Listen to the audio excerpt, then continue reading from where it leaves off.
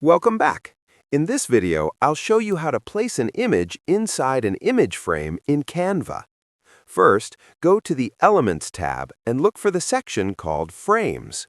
Frames are special shapes that allow images to fit neatly inside them. Click on the frame you like and place it onto your page, then resize or reposition it as needed.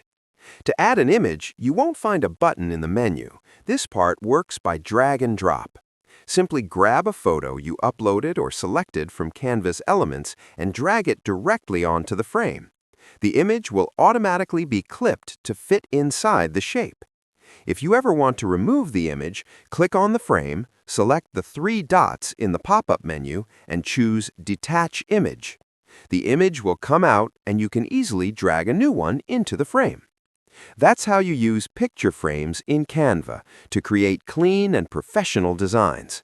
Thanks for watching, and I'll see you in the next video.